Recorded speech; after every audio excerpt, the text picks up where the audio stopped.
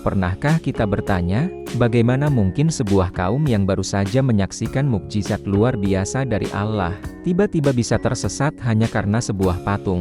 Inilah kisah Samiri dan patung anak sapi, sebuah cerita penuh pelajaran tentang iman, tipu daya, dan betapa lemahnya manusia saat jauh dari bimbingan para nabi.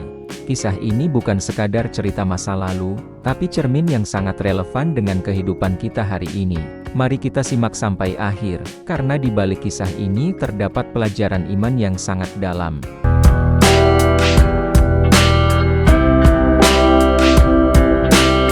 Bagian 1, Latar belakang Bani Israel. Setelah Nabi Musa alaihi salam memimpin Bani Israel keluar dari Mesir, mereka baru saja menyaksikan peristiwa luar biasa. Laut Merah terbelah, Fir'aun dan bala tentaranya ditenggelamkan, dan mereka selamat dari penindasan yang bertahun-tahun lamanya. Namun meski telah melihat bukti kekuasaan Allah secara langsung, iman Bani Israel ternyata masih rapuh.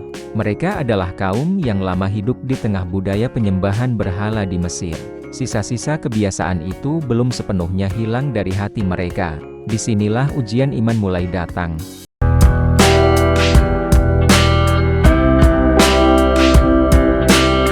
Bagian 2, Nabi Musa pergi ke Bukit Ter.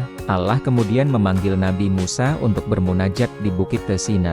Awalnya, Nabi Musa pergi selama 30 malam, lalu Allah menyempurnakannya menjadi 40 malam. Sebelum berangkat, Nabi Musa menunjuk saudaranya, Nabi Harun alaihi salam, untuk memimpin Bani Israel. Pesan Nabi Musa jelas, jagalah kaum ini, dan jangan biarkan mereka menyimpang. Namun, kepergian Nabi Musa dalam waktu yang cukup lama membuat sebagian Bani Israel mulai gelisah. Mereka kehilangan figur pemimpin utama, dan di saat itulah fitnah mulai bekerja.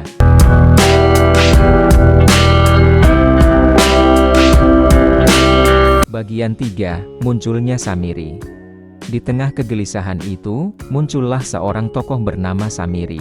Samiri dikenal sebagai orang yang cerdas, pandai berbicara, dan licik. Ia mengumpulkan perhiasan emas milik Bani Israel, emas yang dulu mereka ambil dari kaum Mesir. Kemudian Samiri melebur emas tersebut dan membentuknya menjadi patung anak sapi. Namun bukan itu saja, dengan tipu daya tertentu, patung itu mengeluarkan suara seperti sapi ketika tertiup angin. Samiri lalu berkata kepada Bani Israel, "Inilah Tuhanmu dan Tuhan Musa." Tetapi Musa telah lupa. Kalimat sederhana, namun sangat berbahaya. Sebagian besar Bani Israel pun terpengaruh. Mereka mulai menyembah patung anak sapi itu, seakan-akan melupakan Allah yang telah menyelamatkan mereka.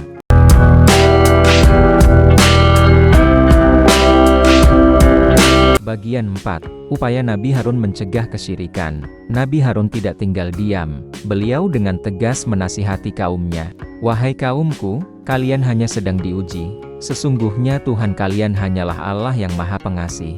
Maka ikutilah aku dan taatilah perintahku." Namun sayangnya, mayoritas Bani Israel menolak.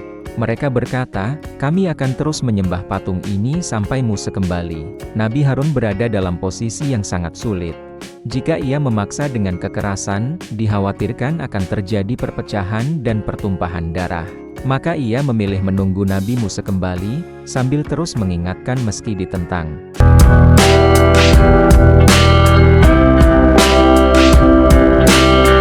Bagian 5, Kembalinya Nabi Musa dan murka Allah. Ketika Nabi Musa kembali dari Bukit Ter dan melihat kaumnya menyembah patung anak sapi, beliau sangat marah dan bersedih. Beliau melemparkan lembaran Taurat dan menarik kepala saudaranya, Nabi Harun. Namun setelah Nabi Harun menjelaskan situasinya, Nabi Musa pun memahami bahwa saudaranya telah berusaha semampunya. Nabi Musa kemudian menghadapi Samiri. Ia bertanya, "Apa yang mendorongmu melakukan ini, wahai Samiri?" Samiri menjawab dengan sombong, bahwa ia melihat sesuatu yang tidak dilihat orang lain. Ia mengambil segenggam tanah dari bekas jejak malaikat Jibril, lalu mencampurnya ke dalam patung tersebut. Allah pun menetapkan hukuman bagi Samiri. Ia diasingkan dari masyarakat dan hidup dalam kehinaan.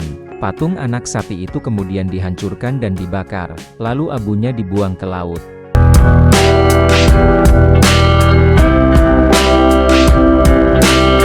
Bagian 6, Taubat Bani Israel.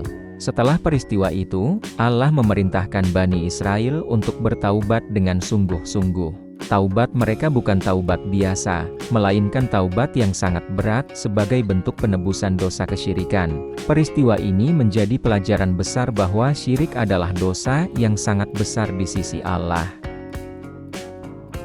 Bagian 7. Hikmah dan pelajaran penting. Dari kisah Samiri dan patung anak sapi, kita bisa mengambil banyak pelajaran penting. Pertama, iman bisa goyah jika tidak dijaga, meski seseorang pernah melihat mukjizat sekalipun. Kedua, bahaya pemimpin palsu yang pandai berbicara tapi menyesatkan. Ketiga, kesabaran Nabi Harun mengajarkan bahwa dakwah membutuhkan hikmah dan kebijaksanaan. Keempat, syirik bisa datang dalam bentuk modern, tidak selalu berupa patung, tapi bisa berupa harta, jabatan, popularitas, atau hawa nafsu yang diagungkan melebihi Allah. Kelima, taubat selalu terbuka, namun konsekuensi dosa tetap ada. Kisah ini mengingatkan kita untuk selalu berpegang teguh pada tauhid dan tidak mudah terpengaruh oleh arus kesesatan. Kisah Samiri dan patung anak sapi bukan sekadar cerita sejarah, tapi peringatan untuk kita semua. Di zaman sekarang, patung anak sapi bisa hadir dalam bentuk yang berbeda, lebih halus, dan lebih memikat. Semoga kita termasuk hamba-hamba Allah yang dijaga imannya hingga akhir hayat. Jika Anda merasa kisah ini bermanfaat, jangan lupa like, subscribe, dan bagikan agar menjadi amal jariah. Sampai jumpa di kisah Islami berikutnya. Wassalamualaikum warahmatullahi wabarakatuh.